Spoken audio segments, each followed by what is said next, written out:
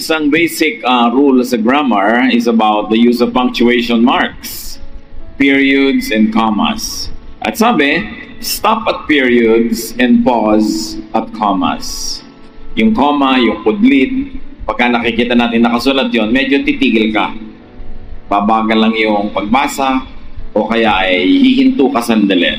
A comma is a mark of punctuation that indicates a division in a sentence. Maybe when there is it's usually accompanied by a slight pause. At anong kinalaman niyan sa ating pag-aaral ngayon na pinamagatan nating pause? Tumigil ng bahagya, slow down, or have a very temporary stop. Lord, we ask you to be with us today. Thank you for this day. Thank you for the blessings. Thank you for keeping us safe and our loved ones as well. Salamat po sa pag-iingat nyo, pagtulong sa amin, pagbibigay ng mga kailangan namin. At ngayon, nagpapaturo po kami sa inyo. We want to learn from you, O God. We like to be able to live life the way you want it lived. So be our teacher. Teach us greater truths. Hold us by the hand.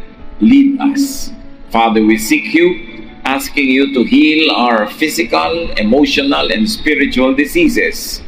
And more than that, we ask you to help us to transform from a glorious level to another so we can be more and more like your Son, Jesus. So be our speaker, Father. Kayo po ang mangusap, simpleng mga katuruan na maipapamuhay namin agad. In the name of Jesus, your Son, we pray with thanksgiving. Amen. Mark 6:31, then because so many people were coming and going, they did not even have a chance to eat.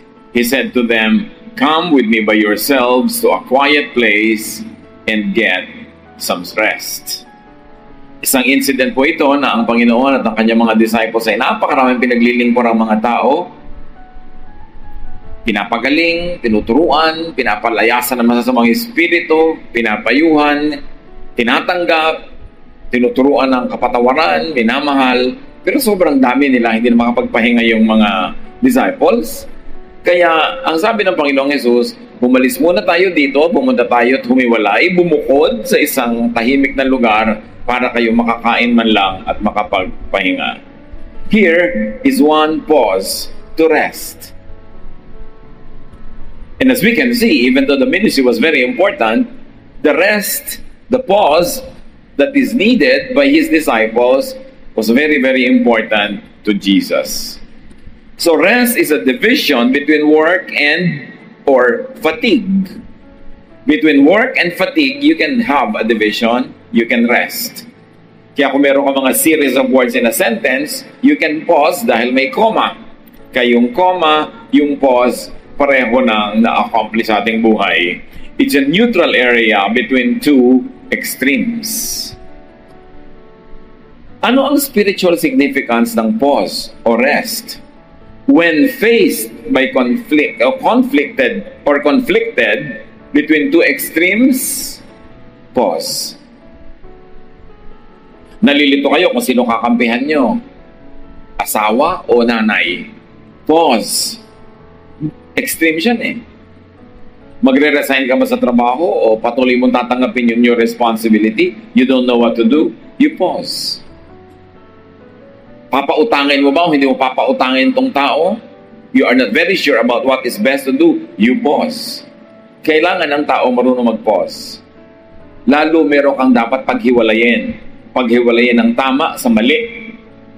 Paghiwalayin yung good from better or better from best. You pause because you don't know what to do. At maraming pagkakamali tayong pwedeng magawa. Marami tayong pwedeng damage na pwedeng pasukin pag hindi tayo marunong mag-pause. Yung arya ng arya, sige ng sige. O kaya, frozen, paralyzed, walang ginagawa. Lumalala ang isang sakit. Ano bang gagawin mo? Magpapagamot o hindi magpapagamot? Tapos wala kang ginagawa. So actually, pinapalala mo ang iyong sakit. Merong isang masamang ginagawa ang empleyado o ang isang anak. Wala kang ginagawa. So lumalala lalo yun, napapasama ang kalagayan. So, to do the extreme, sumigi o tumigil, dapat meron ka sa gitna, pause, para ka makapag-isip-isip. Sa 1 Kings 19:3-8, we see a very classic example of a pause. Elijah was afraid and ran for his life. When he came to Beersheba in Judah, he left his servant there, while he himself went a day's journey into the wilderness. He came to a broom bush, sat down under it, and prayed that he might die. "I have had enough, Lord," he said. "Take my life. I am no better than my ancestors." Itong si Elijah, tinakot ni Queen Jezebel, "Lagot ka sa akin, papatayin kita, hahanapin kita at pagdudurug-durugin kita." Kasi maraming galit sa kanya ang queen, who was a very evil woman. So nagtago itong si Elijah, lumayo siya doon sa capital, nagpunta siya sa ilang, at iniwan niya ang kanyang katulong, at pumasok pa siya doon sa gubat, at sa ilalim ng isang puno ay naupo siya, at ang dalangin niya sa Diyos, kunin na siya. Gusto na niyang mamatay. Sabi niya, pagod na po ako. Punong-puno na ako, ayoko na. Total, hindi rin naman ako mas mabuti kaysa sa mga nauna sa akin ng mga kamag-anak ko o mga saling lahi. Sabi niya, I want to die. And you have to want to die, unless you're suffering from a very, very, very terrible pain, is the most unnatural thing for any person to happen, because we were created with life, we were created to live. The natural tendency of people is to want to continue living. Pero ito, dahil sa sobrang niyang pagod, dumilim na ang kanyang isip, sobrang nang napalaki niya yung kanyang problema, mas malaki pa sa dahilan para patuloy na mabuhay at gusto na niyang mamatay. That's one extreme. The other extreme is to continue fighting this evil queen. So he needed a pause in between. Because of fatigue, Elijah wanted a period. Dapat comma, hindi period. Pero sobra siyang pagod gusto niya, mamatay na. So ang choice, fatigue or death. At mas pinipili pa niya matay. Tama ba yun? At matinubang desisyon yun. Verse 5 and so on. Then he lay down under the bush and fell asleep. All at once an angel touched him and said, "Get up and eat." He looked around, and there by his head was some bread baked over hot coals and a jar of water. He ate and drank and then lay down again. The angel of the Lord came back a second time and touched him and said, "Get up and eat, for the journey is too much for you." So he got up and ate and drank. Strengthened by that food, he traveled 40 days and 40 nights until he reached Horeb, the mountain of God. Sa kanyang kapaguran at sa kanyang pagkakaupo doon sa ilalim ng puno, sa lilim ng puno, nakatulog siya at ginising siya ng anghel. Ang kanyang nagkagisnan ay mainit na tinapay at palayok ng tubig.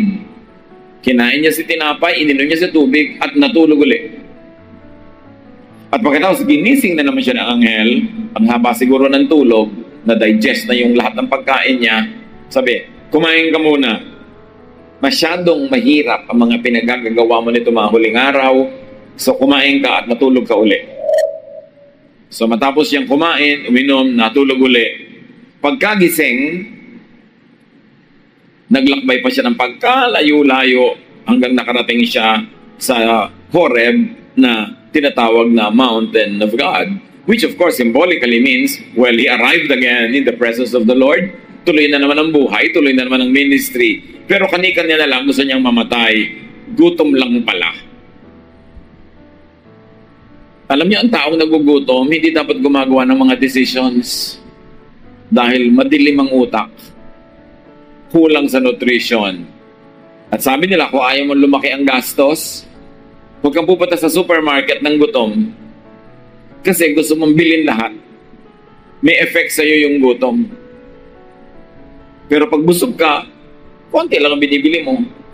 Pero pag gutom ka, gusto mong iuwi lahat kasi gutom ka nga. Ang kasaysayan nitong si Elijah, prophet pa naman, gustong mamatay. Kinalimutan na niya yung gift ng God na buhay, kinalimutan niya pati ministry niya. Gutom lang pala tsaka sobrang pagod. So what did he need? He needed a pause. Extreme physical and emotional conditions could cloud reason. Kaya mahalaga mga kapatid, may application to agad.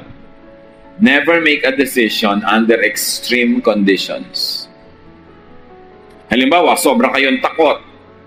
It's not a good time to make a decision. Sobra kayong malungkot.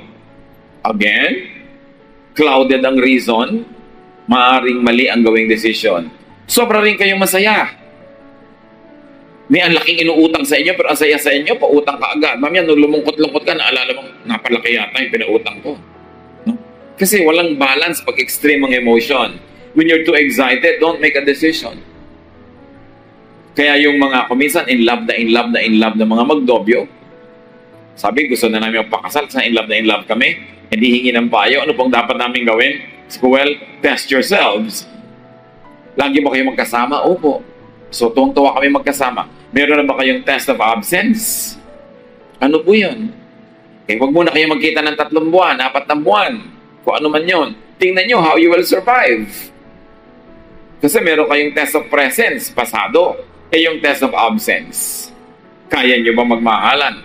Alam niyan mo kumisan, nearest is dearest. Pagka pala mahal ka lang pala kasi lagi ka nandyan. Pero kung wala ka na at may ibang nandyan, iba na yung mahal. Eh magpapakasal ka agad, dapat may test of absence. Dapat may pause. At ganun din, when very tired, pause to recover strength. Pause to recover your wits. Kailangan ng tao matauhan. Kaya sa mga kwentong ito na nakita natin, mahalaga yung pause. Hindi total stop, hindi total go, yung gitna. At sa buhay natin, dapat alam natin kung kailan mag-pause. Meron kang nagustuhang isang business proposal. Gustong-gusto mo na. Gusto mo nang pumirma ng contract. Pause. Mag-isip ka ng konti. Hanggang bukas man lang. Baka iba lang ang body chemistry mo. Hindi ka pa nakapag-isip. Baka nabulag ka ng isang advantage. At hindi mo na nasilaw ka sa isang advantage. Nabulag ka na, hindi mo na nakita yung ibang disadvantages. You need to pause. Bago ka mag-commit, bago ka mag-make ng vow. Sabi ni Solomon, it's better not to make a vow than not fulfill it later on. Pag-isipan mong mabuti.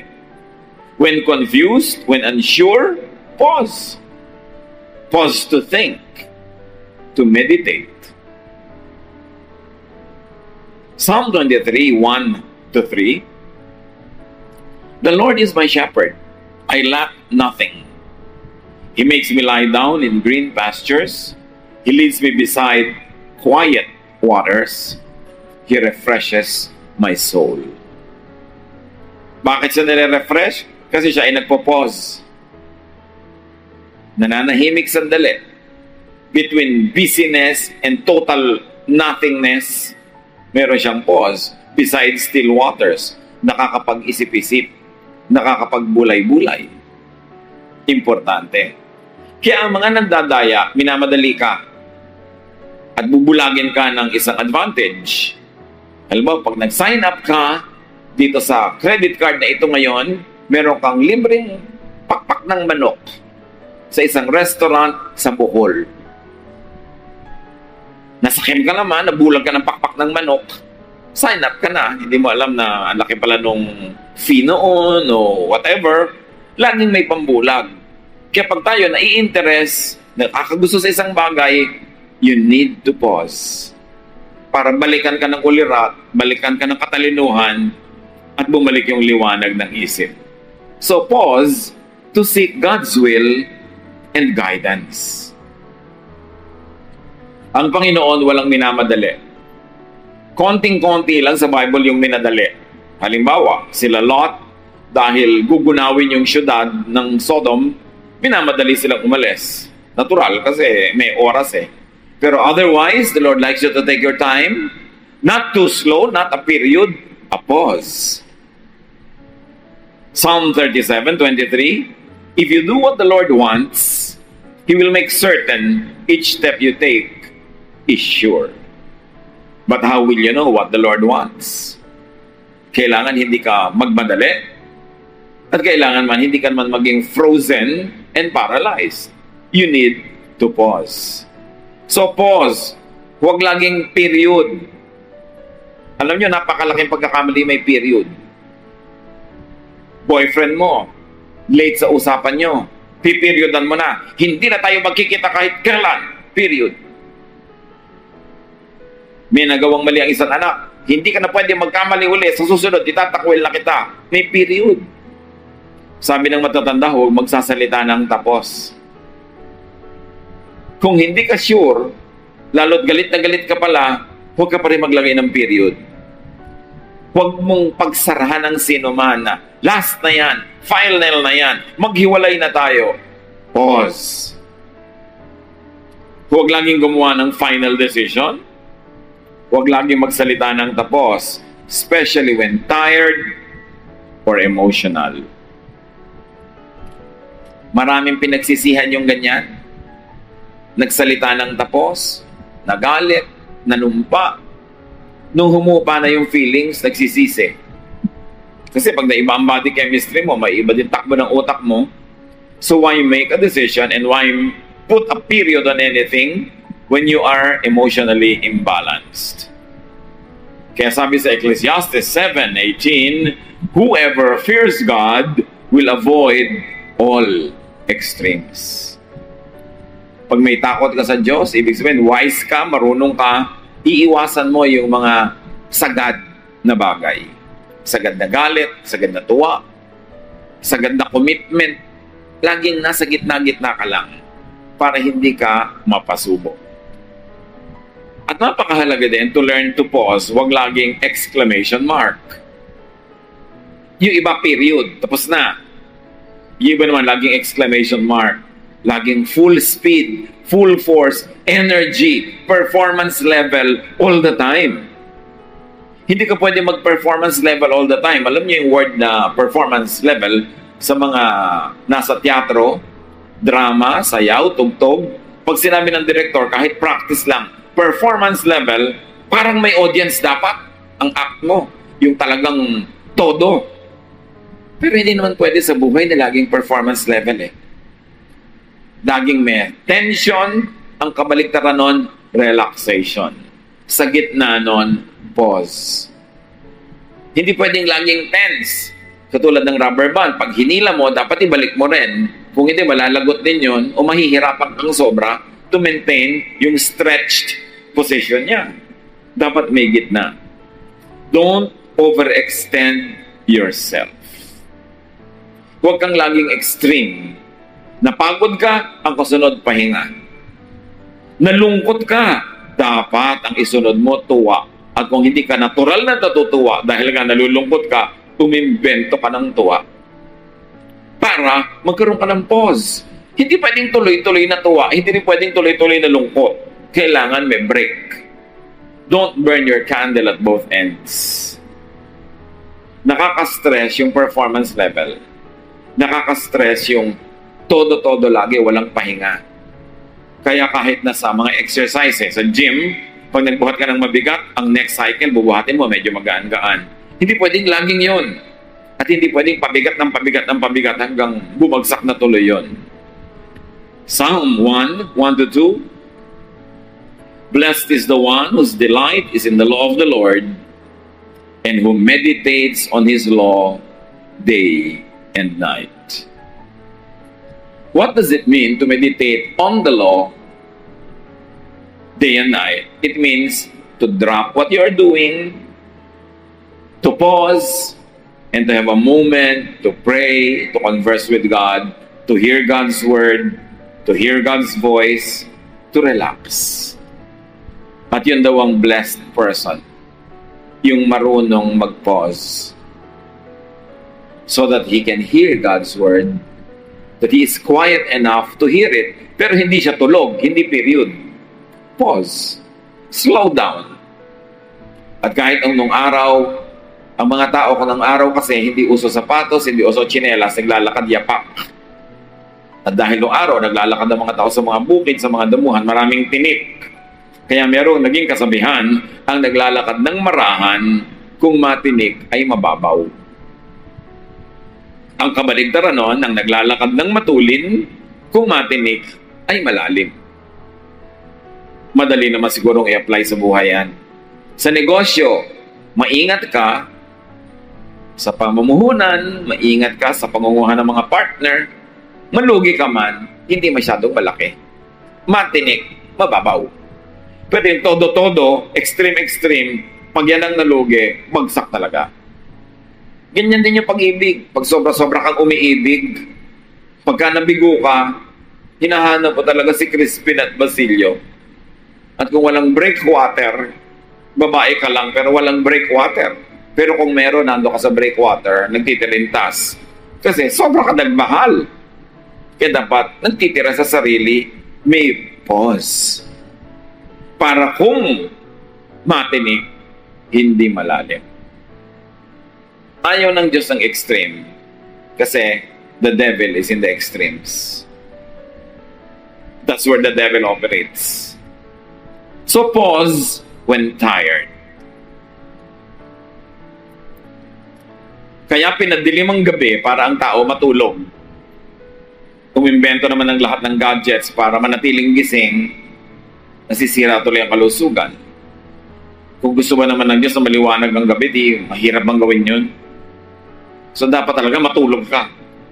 Pagpagod ka, magpahinga ka. When confused and unsure, pause. Dito, hindi po ako sure sa gagawin ko. So ano pong gagawin ko? Hindi ka pala sure, di wala kang gagawin. Manahimik ka. Pause. Kasi sa pananahimik mo, either wisdom will come upon you, especially when you seek the Lord's wisdom, or nature will take its course, and the choices, the good ones, will come to you naturally. Meanwhile, habang wala ka pang good choice, you don't have to make a choice. Pause. Meron po akong pwedeng lipatan na trabaho. May trabaho rin ako ngayon. Alin po kaya ang gagawin ko? Nalilito ako. Lito ka pa pala, di wala ka mo nang babaguhin. Stay where you are. Huwag lang period na napakatagal mong walang ginawang desisyon, pero huwag ding exclamation mark na ngayon nag-decide ka na, todo-todo na. Dahil baka ka magkamali. Alam nyo, ang taong marunong makinig sa Diyos, willing makinig sa Diyos, manahimik ka lang sandali, madidinig mo. Yung sandali na yun, kumisan ilang araw, kumisan ilang linggo, meron inaabot pa nga ng buwan, meron taon, lalo yung namimili na magiging life partner. Kailangan Mr. Right, hindi Mr. Right now. Yung wala na po talaga ako mapagpilian, ito na lang, baka kasalan ko na kaya. Wala ka palang mapagpilian, ba't mo pipiliin yan?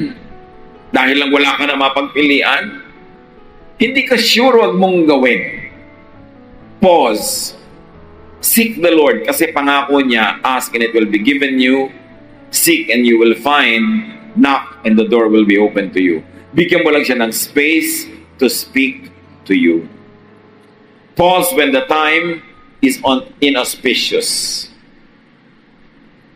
Pag wala sa panahon ang gagawin mo, pause. Halimbawa, barko, aalis ka sa pier, pero masama ang panahon. Hindi panahon yung para umalis. Pause. Kesa makikipagsapalaran ka, at kung inabot ka na ng malaking bagyo sa kalagitnaan na halos mamatay ka, sisig-sisi ka kung bakit ka naglayag. Hindi kasi maganda ang panahon. At merong mga ganon na desisyon. Ano man yon?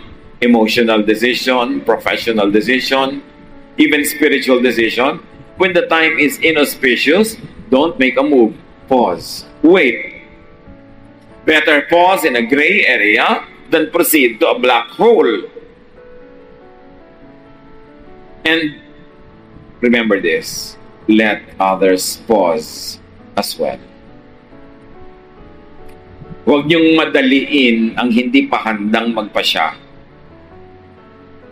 Huwag niyong lituhin yung nalilito na para magpasya siya ng bagay sa inyong interest kahit hindi bagay sa kanyang sariling interest. Let others pause. Let others rest.